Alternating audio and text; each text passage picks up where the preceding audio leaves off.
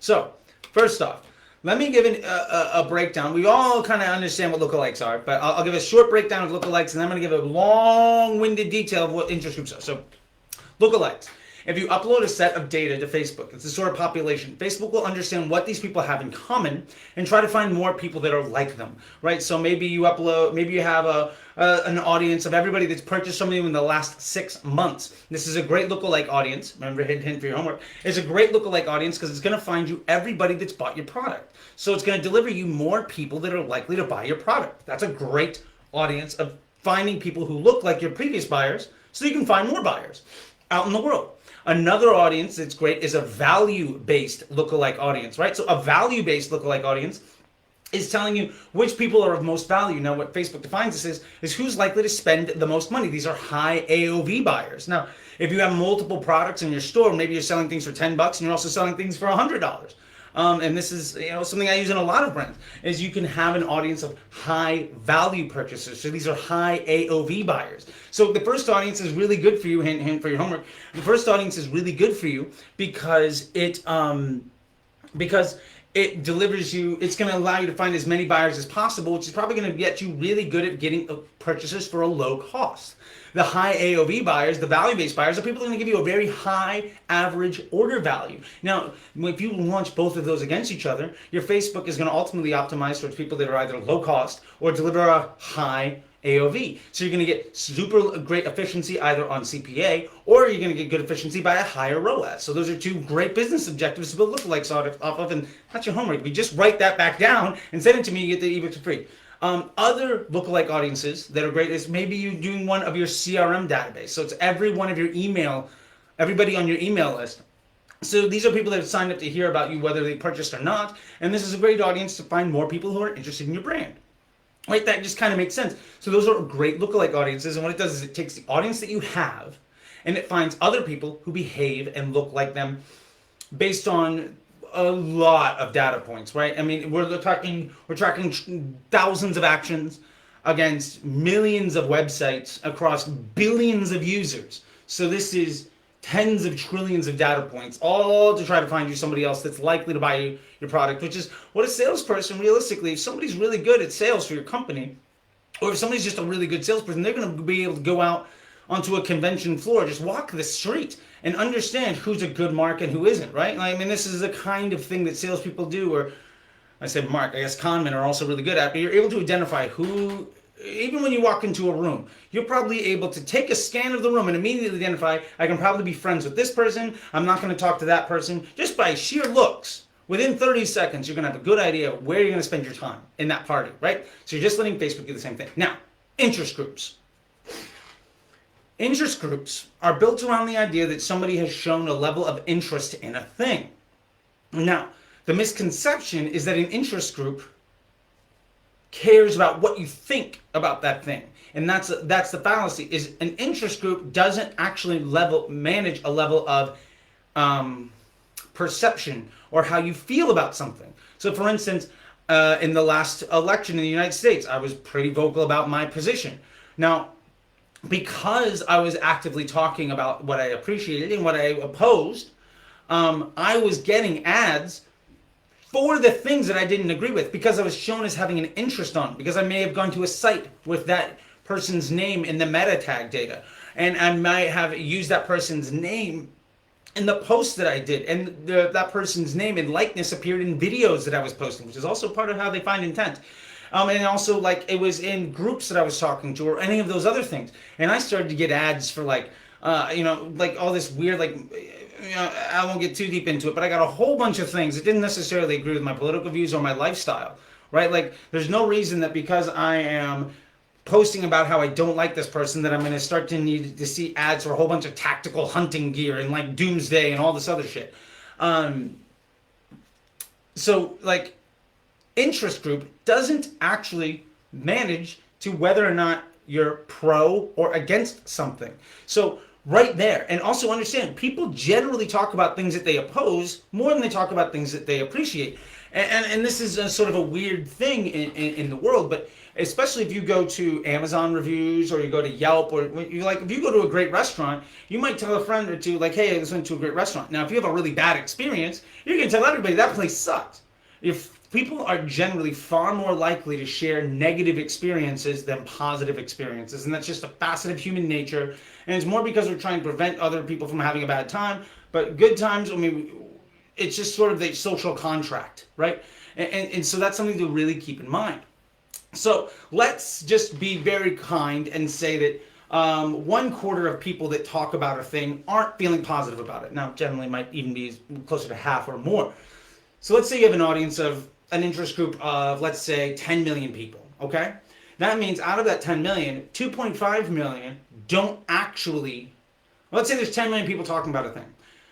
And 1/4 of those people don't feel positively. So out of that 10 million people talking about it, only 7.5 that you might target actually care in a positive way about what you're talking about, which means 25 cents out of every dollar is going potentially to people that don't like you, which means your estimated action rate is going to go down, which means your bid in the auction is going to go up because people don't like you. So you're seen as an advertiser that is a burden on people's newsfeed. You're going to get a bad page score. You're going to get a lot of X-outs. You're going to get a lot of negative commentary, which means your ads are going to be less effective because you're not reaching people that think positively about what you have to say.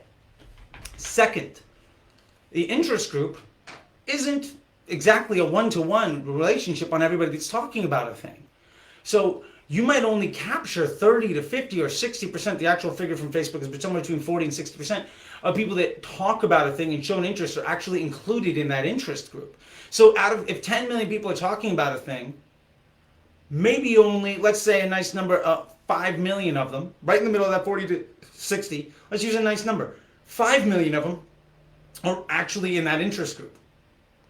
And again, 1/4 of those people don't even actually think positively about what you're doing. So out of 10 million people that are talking about something, there's only maybe 3.5 million that actually think positively about it, but you're going to try to go after that audience. You're wasting 25 cents of every dollar, but you're already shrinking down. If you see an interest group of 10 million people, it's probably out of 15 or 20 million people that might be interested in the thing.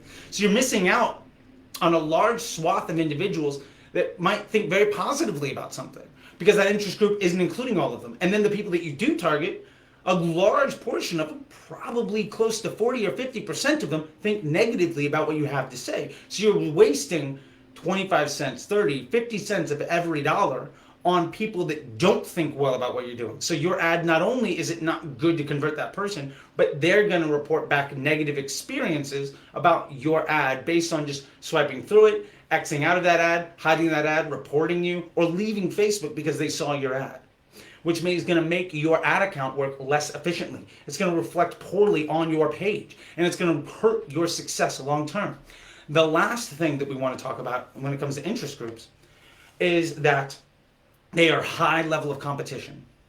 And what I mean by this is, if you own the data, if that's your CRM group, if your CRM list that you're making a lookalike audience off of, you're the only person segmenting those individuals in that way to target them, which means the competition for that inventory is inherently low. Now, say you're targeting a large interest group. There are two types of people, or really three, that are going to be targeting that interest group. Number one, you're going to get the people that are just boosting posts. Now, if you hit boost posts, which millions of people do every day, what it's going to do is it's going to give you a default option. Here's all the interest groups you can target with your boosted post. Now, this is only $5, $10, $20, maybe $100 per post, but millions of people do it every day. So you're competing with $50 to $100 million or more of people competing against that interest group, and they're paying a premium to do it because they're not really hip to Facebook ads. So you're competing with all of these really low quality people that are clogging the feed on the interest group that you're targeting. The second group of people that you're targeting after are everybody that is also targeting that interest group because of their ad account. They're like, well, I've got this thing, so I'm going to target those individuals. So that might be more thousands of people that are targeting that, but with a higher budget than 10 or 15 or $20. Like they might be spending $100 a day or $1,000 a day against this interest group. So you're not only are you competing with, $50 to $100 million potentially from low-end users that are jacking up the price of that inventory, but you're also dealing with advertisers that are using that interest group, to deliver business results. So they're competing in the conversion objectives, right? Because those first ones might just be traffic objectives, but it's overall raising the cost of inventory. Those conversion objectives might be driving up your cost for conversion because there's more people focusing on that limited inventory of people that are interested in buying based off of something potentially. So that cost is going up. The other thing, and I can tell you this as somebody that has spent over $1 million a day for certain accounts. When I was running CBS, for instance, American News Network, when I was running their Facebook, we would spend $1 million a day against interest groups to understand and do market research to see who liked something and who didn't. We could tell, does this show appeal to, whoever? And they would use that money to go after advertisers to buy commercials on the TV show. So for instance, I did the changeover when Stephen Colbert took over the Late Show, right? Or the Late Late Show, whatever it is. After Conan O'Brien. Now we ran that against 50 interest groups and we were spending $1 million a day before the show launched. And based on the information that we got, they were able to go after different advertisers and say, this show is going to appeal to X, Y, and Z. And we've done a bunch of market research. And hint, that market research is far more effective than doing a customer survey of 10,000 people or 100 people. Because you're reaching millions and millions of people for days and days on end or weeks on end to determine what this thing is. So not only are you competing with somebody dropping $5 or $10 on a boost post, and not only are you competing with some other advertiser, hitting this interest group, you're also dealing with people that don't give a fuck about business results. They're looking for intelligence. So they're jacking up the cost of that inventory. So when you're targeting an interest group, you're competing against, and the same thing happens for Tide, it happens for Levi's, it happens for New Balance, it happens for literally every billion-dollar company. They're all doing this every single day. And they're spending 7 figures, and collectively against them, they're probably spending billions a day. Or at least hundreds of millions. I would be stunned if it's not billions a day on the ad platform to spike the cost of these interest groups. So when you're targeting these interest groups, you're competing with CBS, you're competing with everybody else in your direct market that is using that interest group, and you're dealing with all of these low entry level people that are just hitting boost posts and everything else. So when you're targeting interest groups, you're competing against all of these advertisers, and you're doing it in a way that is not really likely to deliver you consistent results. And that leads us to the last point, which isn't one of the first 3, but a nice little bonus feature, is that interest groups aren't stable. They could go away, they could disappear, they might come back. How they're defined might change depending on whatever developer, whatever engineer is defining that interest group, because interest groups are actually collated by engineers that are using large amounts of data to define things. And there are hundreds of engineers that are working on this all the time. So how that interest group is put together might be completely different one week than it is the week before, which means that great audience that you were going after might disappear overnight. So it's not a way for you to build a sustainable business model. So while you might think I'm really clever because I'm targeting all of these things, you're actually focusing in on extremely high competition for extremely low quality users that may or may not be there tomorrow and that don't necessarily give a fuck about what it is that you're selling.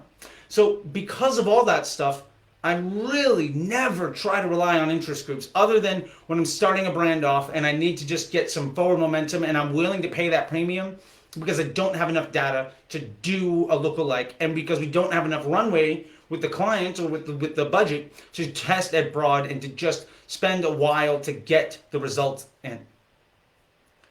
The other thing about interest groups, what they do is if you do have a client, is it makes you look smart. And a lot of ad agencies throw that in there so they can say people interested in this and moms do this and fathers do that and all this other data that old school marketers look at that isn't really actionable is something that they'll focus on. Now, remember this insight for CBS or your local Jamba Juice or your sneaker company or whatever, it's actually really helpful for them to understand the rest of their marketing efforts, right? Like if they're going after where are we going to buy billboards? Who are we going to get to advertise our product? What commercials are we going to have on our thing? Well, who are we going to reach out to try to sell? What kind of products are we going to develop? All of this information comes from Facebook. And it's far better than any market research firm. But if you're trying to sell something and you're competing against them, your $100 or $1,000 a day is dealing with millions and millions from people that don't give a fuck about actually making a sale. So that is just extremely difficult business to compete with. And for that reason, I highly recommend that you try not to work on it. And to give a real world example, this would be like going to a convention floor and trying to hand out business cards. When you're standing in between people with giant booths that have really bright, shiny lights that are doing everything else. Now, you might get 4 or 5 or 10 really good relationships that you follow up on, and maybe you get a client or a customer. But the other people are willing to spend $10,000 a day to completely lose money just so they can understand what people think, just to get people excited. For them, it is a loss leader, right? They don't give a fuck about the actual performance of it. They're just there to make sure that they're part of the conversation. And so if you're competing with them, remember that you are fundamentally competing with people that have different business objectives. And it's going to hurt your bottom line. And it's not a way to build a business sustainably. So that's the lesson for the day. Remember, your homework is to identify 2 lookalike audiences and what their business objectives are. And you can message me on Twitter. You can post inside the Facebook group. You can DM me if you want to. You can friend me on Facebook, whatever it is that you want to do. I would love it if you would share the link to whatever and follow me up. But yeah, so that is the lesson for the day there. And we got about 15 more minutes, so I'm going to use this time to open up a little bit of Q&A here on Clubhouse. And I'm going to point my microphone down at my phone. There we go. Because this is also streaming live inside my Facebook group, and you can see this in replay at any point in time by joining the Facebook group or going to facebookdisruptor.com and following anything else there. And if you want any of the links to any of that stuff, it's in my bio inside the Clubhouse. And if you're not following me on Clubhouse or Twitter, it's at CT the Disruptor. So with all that being said, let's open things up. I probably have enough time for 2 or 3 questions. Isaac has a question. Hopefully he's still around and he still has it. So Isaac, let me see here. I'm going to bring you on up. And let's see here. All right. You are now up as a speaker, my man. So how can I help? You there, buddy? Let's see. Wait a minute. Oh, I have my phone down, my volume down. You there? Yeah, can you hear me? I can. Sorry, I had my phone really low so that it wouldn't ping off alerts while I was doing that live thing. I appreciate it. How can I help? Hey, I'll try to be quick with this so we get more in. Very simple. I love everything you tell me. I gain a lot of knowledge every week. But my main thing is starting off a new brand where I'm gathering followers, I'm gathering data. It's all good and great. But maybe I don't have the most amount of money that I would love to for this e-commerce.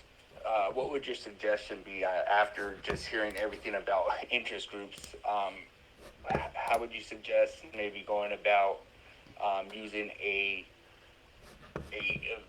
economical, feasible budget to get that going with ads? Yeah, sure. And this is honestly a question I get asked all the time, and I love it, right? This means like you're at the edge of really starting to make a journey that is great. And so, one, congratulations on even having the ability to ask this question, because that is not easy. And so let me answer it in a little bit more detail. So number one, if my blue sky, best case scenario, is that I would be investing and trying to understand long-term wins. And what you really need, and my man Evan here, who's in the group we work together on some stuff, is great creative. Understand what the videos are, what the images are, what the words are that are likely to get people to show intent to buy. So the first thing I would really focus in on is getting creative testing underway. And what's most important about creative testing is not that you get like one slam dunk ad that you're happy about. It's that you are able to find out through many iterations, like what are the types of sales pitches that people respond to. And in that way, if I could do it exactly how I wanted to and had an infinite runway, I would do creative testing against a broad audience so that I could reach as many people as possible for as cheap as possible. And then I would use the ads that work the best inside of my creative testing, and I would start to target maybe these different interest groups just so that I can get things, just so I can get the ball rolling. Now, personally, if I can win at broad, I will just scale my results inside of that campaign. I've got an ebook, I think it's ebook number 11. It's called One Campaign to Rule Them All. And this is quite literally, you can run your entire ad account on one Facebook campaign that is only doing creative testing, targeting every single person that's open to potentially buying your product. So if you're selling your product in the United States, you could win by just creative testing at broad. And it might take a while for you to get to the point where you're truly profitable. But if you can have next week be better than this week, and you're doing that by testing a bunch of ideas for videos and images and words, and over time you just remove the absolute worst performing option, right? You're just removing bad choices from the ecosystem. Now maybe this is you spent X amount of money on something that delivered you no clicks or no sales or something along those lines. You can find whatever it is that determines that this ad is worse than something else. And for this, I'm a big fan of using dynamic creative. So you can upload like 5 images, 5 sets of copy, 5 sets of headline, and Facebook will put them all together in every single possible combination. And it's really easy for you to do. And then you just look at results and you remove the worst performer maybe once a week.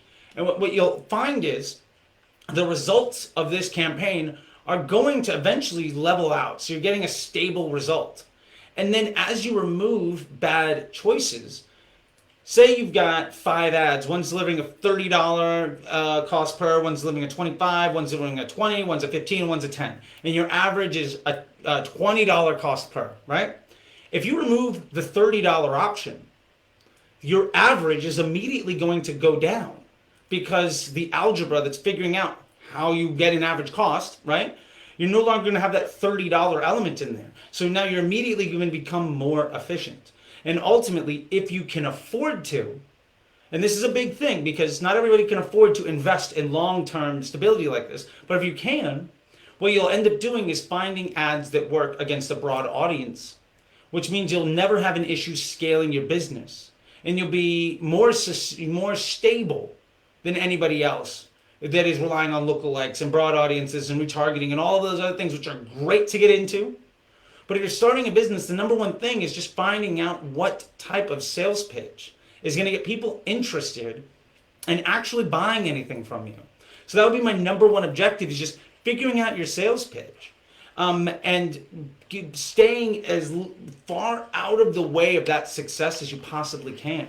So to kind of reiterate, I might do, if it were me and I had a limited budget but I had a decent amount of time, I would do a dynamic creative testing campaign with a few sets of copy and headlines and images, and I would let Facebook put them together however it felt like, and I would just periodically, maybe once or twice a week, remove the worst option and maybe try a new one, knowing that it might take a couple of weeks for me to get to a point where I'm profitable or stable even.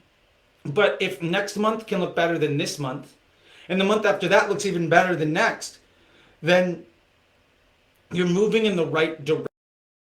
Important in anything is that you're getting directionally better and better. And if you can invest in the future in that way, then you're likely to see very stable, sustainable results over time. And I would stress that for me tends to be the most important thing, far more than finding something that makes me 10 sales today that goes away tomorrow.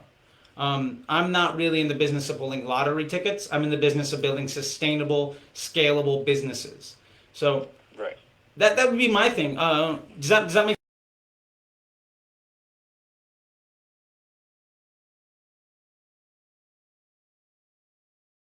So one last to bleed off on that question, a daily budget. If you could do a daily budget, and I'm saying in the ballpark of $20 to $50 a day, what would you want? Sure. And this is a great question I get all the time. And I'm going to try to give the best quality answer, okay? Yep. There are 2 ways that I'm going to determine my daily budget. Number 1 is I'm going to identify what can I invest, right? So if I have a business, I'm going to understand what level of investment am I going to have? How much can I invest in my inventory? How much am I going to invest in my storefront, right? How much am I going to invest by paying myself? Part of those things is also, what am I able to invest over the next month, the next 3 months, as part of your business plan to find customers in advertising? And then you can break it down that way. Maybe you can ultimately say, hey, I can invest $5 a day, or I can invest 500, whatever that is, right? Depending on your financial situation. Right. The other answer to that question is my ideal budget would be one large enough so that my creative testing campaign can get out of the learning phase. So theoretically, I'm able to hopefully drive 7 or 8 sales a day.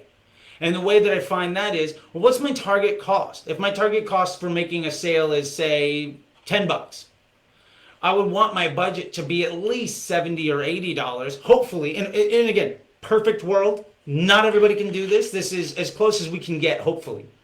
And that way, my campaign will ultimately not only be testing things to understand which is giving me the best result, but it's able to really use machine learning to build success on top of success so that those results can compound.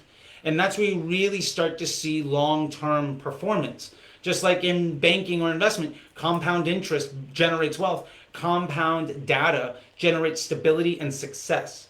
So to kind of reiterate, I would either try to solve this in one of two ways. Number one, understand from a business perspective, what is the level of investment that I'm comfortable and I can afford making with a run rate of maybe a month or 3 months, to understand whatever that time is, right? And understand that I can spend more money really fast, or I can spend lesser money over a longer period of time. What does that look like for me? And generally the best way to do that is look to your business plan and your your financial statements or those types of things to understand what's best for you.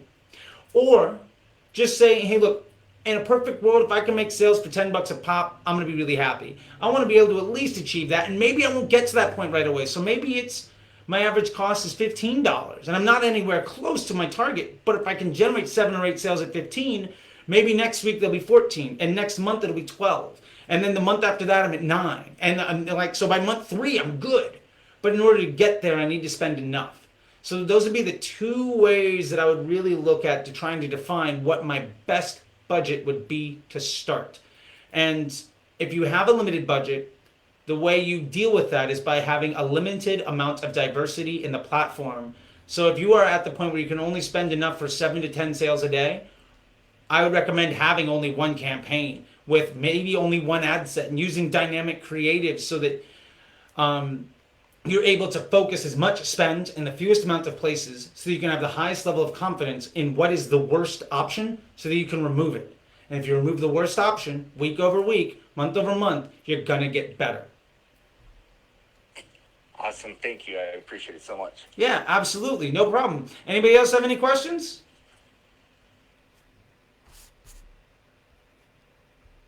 All right. Well, with that then, I'm going to take off. It's Super Bowl Sunday, or not Super Bowl Sunday, but it's a football day. So I'm going to get focused in on that. And for those of you that are gamblers, I have 3 bets out there. I've got Green Bay with the spread, which is I think 2.5, and Bills money line, which is like a plus 300 bet. So every dollar I spend gives me $3 back. I also have Tampa Bay and the Bills. I teased them up and I teased down the overs. So I basically, as long as the games stay within 10 points and score over 45 points, that's a plus 200 bet. So I've got like $30 there. That's gonna so if I have $30 there, it'll make me 60. And I also have the spreads and the overs in a nice parlay. And basically, if I were to spend $50, every one of those bets would make me over $50 in return. So I've got 3 ways to at least make my money back. And if I hit 2 of them, I double my money. If I hit all 3 of them, well, then I'm doing far better than tripling my money. So not that this is a sports gambling podcast or TV show or whatever, but those are my tips on how you can set all the money you've earned on fire while watching football today. So with that, thank you all very much. I hope you've enjoyed this. I'm going to be doing this at this time every week. So thank you very much. I hope to see some DMs. I already got a lot of people that joined the Facebook group. And thank you all so much. I'll talk to you later. Bye.